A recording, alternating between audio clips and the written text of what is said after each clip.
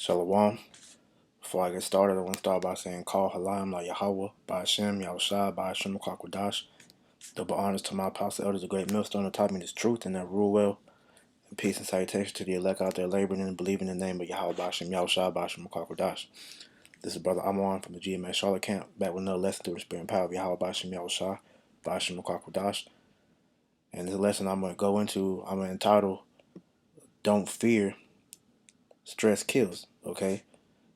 Because at the end of the day, man, what Esau has done with his media, and his different forms of bringing information out is to attack you on all levels to deteriorate your health, man. All right, and as we know, stress is a major thing that breaks down your body very slowly, man. All right, and especially within the Israelite man, the so-called Black, Latino, and Native American man, we're the highest recipients of high stress levels, which causes things such as high blood pressure and various different health ailments, man. Okay, and so with knowing these things, man, you have to be very conscientious of how you pretty much allow the media and Esau to dictate how do you feel and move, man. Okay, I just want to go into a few scriptures and I have a couple articles to prove this point, man. But as the title said, man, stress kills, man. All right. So I'm gonna begin here in the book of Sirach 38 and 18, and it reads, "For of heaviness cometh death, and the heaviness of the heart breaketh strength." Right. From heaviness, man. Like I said, that comes from stress, man. All right, because stress can literally kill you, man. All right, and the proof of that, when you go to the science of it, all right, the real science. Esau knows. All right, like I said, this is all systematically to destroy you from the inside out, man. Everything Esau does is to destroy you, man. All right, so stress is pretty much like a slow killer, man. All right, but this is off of psychologytoday.com. It says ongoing stress makes us susceptible to illness and disease because the brain sends defense signals to the endocrine system, which then releases the array of hormones that not only get us ready for emergency situations, but severely depresses our immunity at the same time. All right, so the more you're stressed, man, the weaker your immune system comes, man, because your body is constantly in that fight or flight mode, man. All right, and if your body is constantly, trying to prepare yourself for these so-called emergency situations, man, you're never able to turn that off and your body to go back to normal, man. Thus, that's putting more work on your body to maintain those that method, man. All right, it says some experts claim that stress is responsible for as much as 90% of all illnesses and diseases, including cancer and heart disease. The way it does this is by triggering chemical reactions and flooding the body with cortisol that, among other things, decreases inflammation, decreases white blood cells and NK cells, special cells that kill cancers, increases tumor development and growth, and increases the rate of infection in tissue. All right, so this causes various different health ailments, man, because different negative emotions, it triggers different parts of your body, man, which just giving you a visual. You can look up the different things, man, but I have this picture, found like this was pretty good. But like I said, different emotions trigger different harmful effects to different body parts, man. All right, like this picture says, it says how negative emotions affect your health.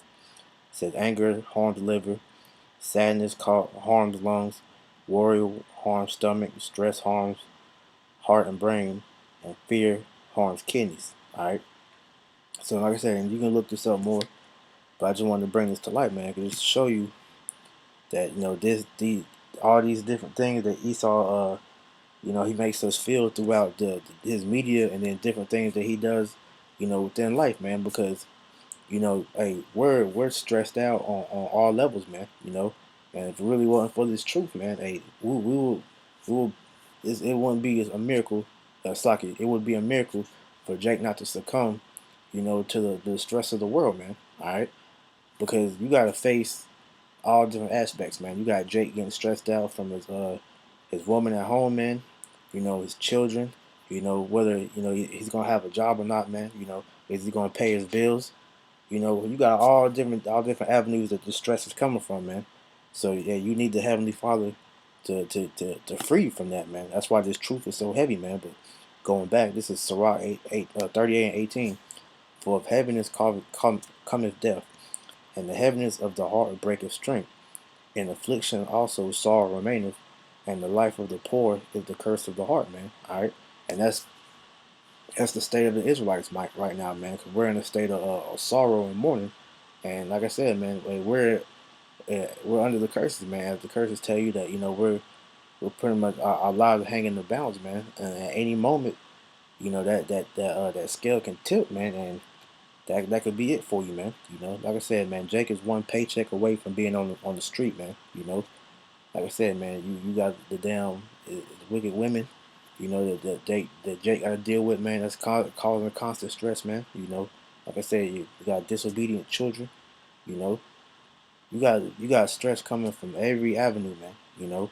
And it's all thanks to the damn devil, man. 'Cause this devil produces a society that's run off of, fear and pushing that stress out, man. Okay. It says, take no heaviness to heart, drive it away, and remember the last stand right. Because if you allow that to overcome you, man, all right, you gonna pretty much kill yourself, man. All right. That's why it's important to, continue to pray to the Lord, man, and put your worries on Him. All right. Because without the Lord, you'll go crazy in this mug, man. You really wouldn't make it out here if it wasn't for Yahweh Shemal Shah. And you see the state of how Jake is, man. Jake, to cope with this stress, man, to cope with the way this world is, man. What does Jake do, man? They turn the alcohol, man. Become alcoholics, man. Get on all these different drugs. Become hooked on, like I said, the crack cocaine, the heroin.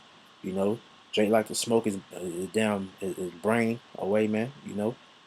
They do all different types of things to run from that hurt, when all you gotta do is just put your heaviness onto Yahweh Shemel Shah, man. Pray and let the Lord handle everything, man. And that takes away a great deal of that worry, man. Because if you let that continue to sit on you, man, that eventually will kill you, man. All right, that's why I said it. From heaviness cometh death, and the heaviness of the heart breaketh straight, man. Because it will break you, man. If your immune system can't handle that constant stress, man. All right.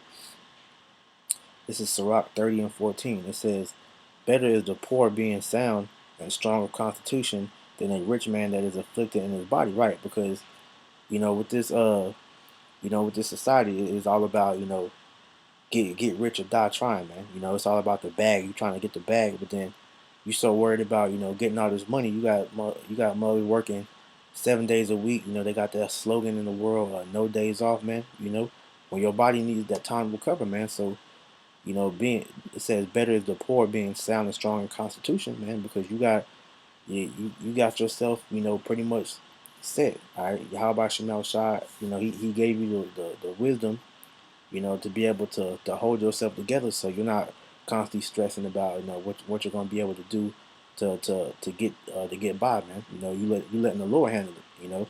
So that's really why it's better to be, in a so-called poor state of mind, man, because when you are chasing those riches, man, you will never be satisfied, man. All right, and like I said, when you are on that quest to be rich, man, you never really you don't take into account, the effects that it does unto you, man.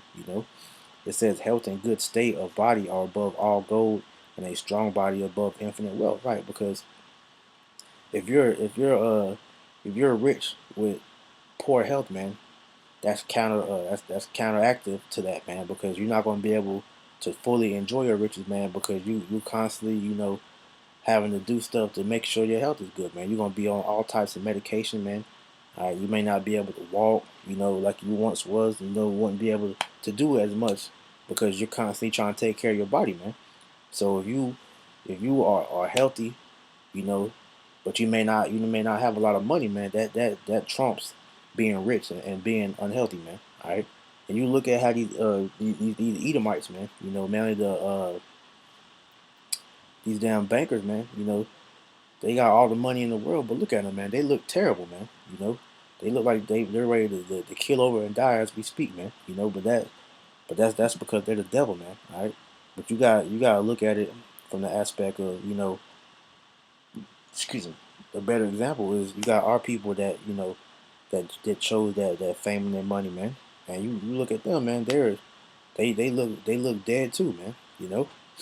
So that you gotta put the your health number one priority, man. All right, because with having bad health, man, you won't be able to really enjoy so-called living, you know, like you're supposed to be, man. All right, because you're gonna constantly have to, go get on Esau's medication, or you're gonna have to go, physical therapy or whatever. You're gonna have to do things to try to make yourself better instead of, just looking out for that from the start, man. All right. It says there is no riches above a sound body, and no joy above the joy of the heart, man. All right, because there's no amount of money that can triumph having good health, man. All right, that's just the end all be all, man. It says death is better than a bitter life or a continual sickness, man, and that's a concept that's not viewed in this society now because see everybody fears death, man, because they don't understand the concept of what happens after your spirit leaves this flesh, man. But just like how you have a pet, man. See, people will do that for animals, but they don't see that same concept for people. All right. It says that death is better than a bitter life or continuous sickness, man, because you have people that will be in a vegetable state, man. That's not really living. That's just only allowed because they're on what you call them breathing machines or whatever, but they don't really experience life. They're just alive because the machine is keeping them alive, man. All right, that's not a life that's meant to be lived, man. All right, that person needs to be put out of his misery because that's actually torture of you having a working mind, but your body doesn't work, man. Like I said, people will do that with animals, man. An animal, you have a dog that gets rabies, or it has a tumor or uncurable cancer.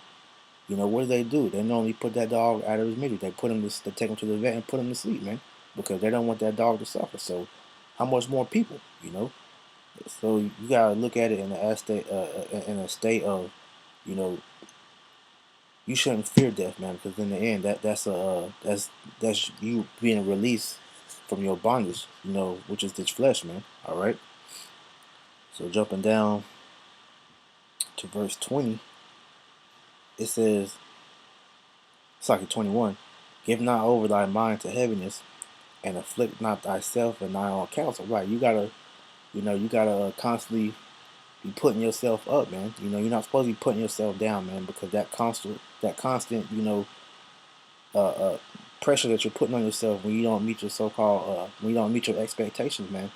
That'll bring that demon on you too, man. That doubt, stress, that'll destroy you, man. That's why you're not supposed to constantly do that, man, because hey, that's another gateway for Satan to come into you and destroy you from the inside out, man. And we've had example of that in our camp, man. I remember it was a particular guy that was in the truth in the camp with us, man, and he did that a lot, man. And eventually that became his downfall, man, because he he afflicted himself so much in his mind that he ended up going towards the bottle, man, and he would just drink his problems away, man. Which in turn brought more demons upon him, man, and eventually that ended up getting him out the camp, man, and eventually out the truth all the way, man, because he's not teaching no more, man. All right, so you cannot let that demon get to you, man. All right, yeah, we all have different times where our mind will get afflicted, but in the end, hey, you gotta use the scriptures to counteract those demons when they come upon you in that spirit of doubt and unsureness, man. Okay, because we all have goals that we set for ourselves, and sometimes we meet them and sometimes we don't. But when we don't, we just gotta allow the Lord to get us to that point in His time, man. Pray to the Lord and let Him do what He does, man. Okay. It said the gladness of the heart is the life of man, and the joyfulness of a man prolongeth his days. Right. So whenever you whenever you aren't letting that stress, destroy you, man. All right. Like I said, the gladness of the heart is the life of man. All right. when you're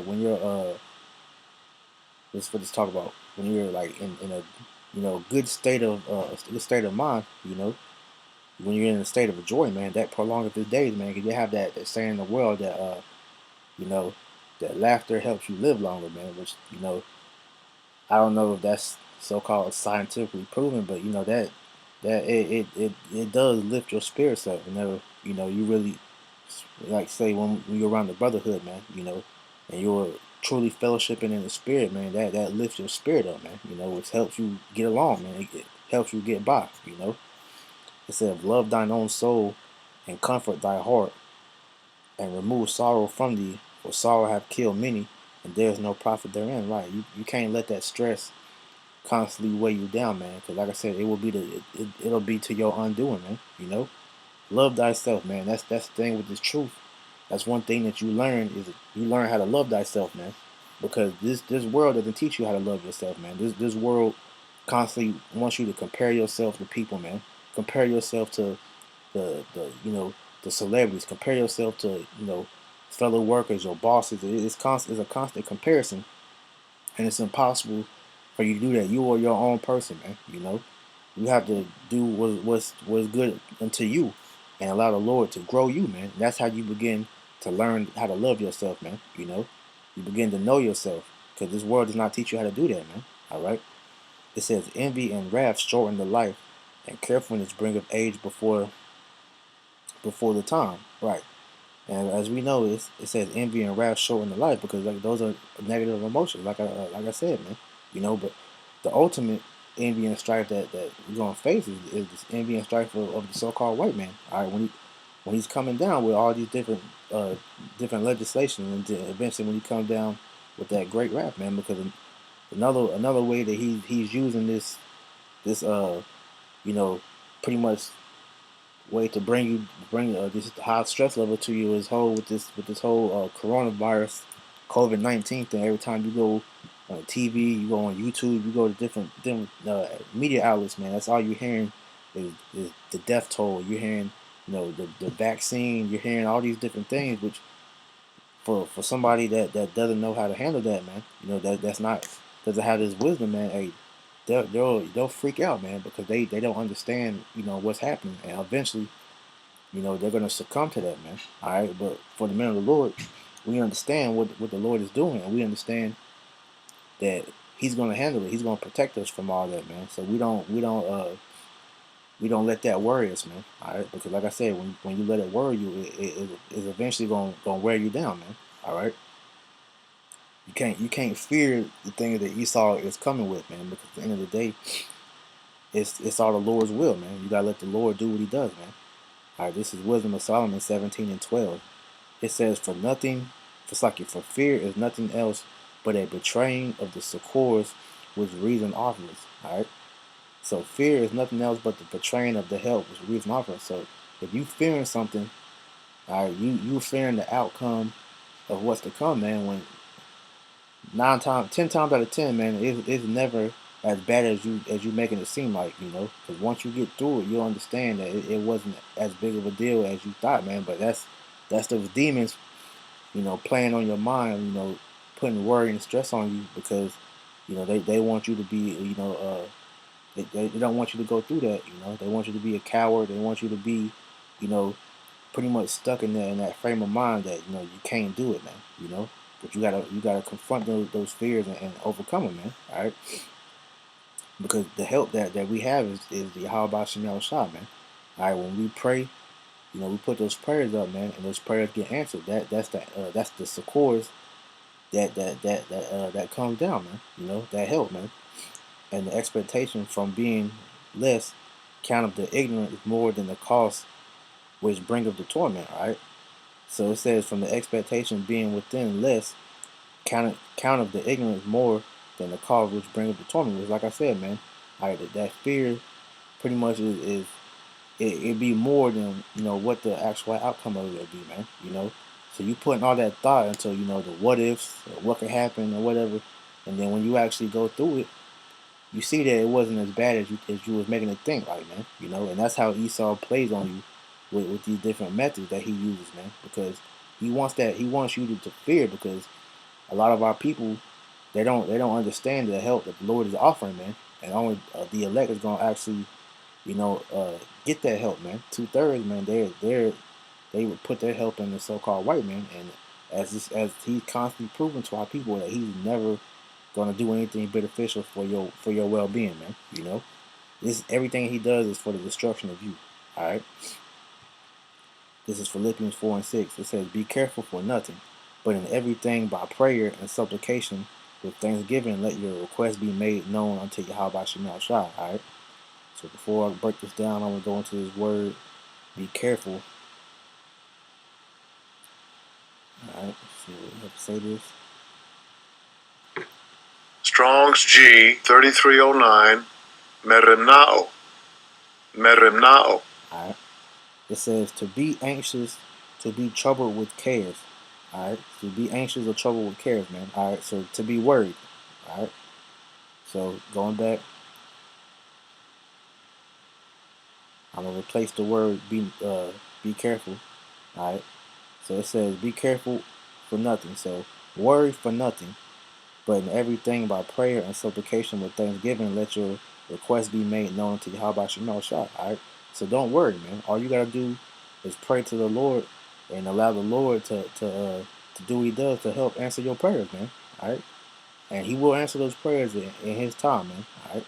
A lot of Jake, man, they get impatient because they don't want the Lord to wait, and they ask Him for something, man. And they want it right then and there. But hey, the Lord works in His time, man. So you just gotta put your trust in the Lord, and allow Him to do what He does, man. All right. This is James 1:2. My brethren, count it all joy when you fall into diverse temptations, knowing this, that the trying of your faith worketh patience. All right. So when we go through different things, man, it's all to test your faith, man. All right. And by that trying of your faith, it works with patience, man. It builds you to be able to handle different things, man. All right. To be able to go through different things, so where you're not worrying anymore, man. You're not stressing out. You're just letting the Lord do everything that He said He was gonna do, man. All right. Because the more you grow in this truth, you understand that everything is the Lord's will. So if the Lord is putting you through something, as it tells you in I believe it's First Corinthians, that in fact, let me get that.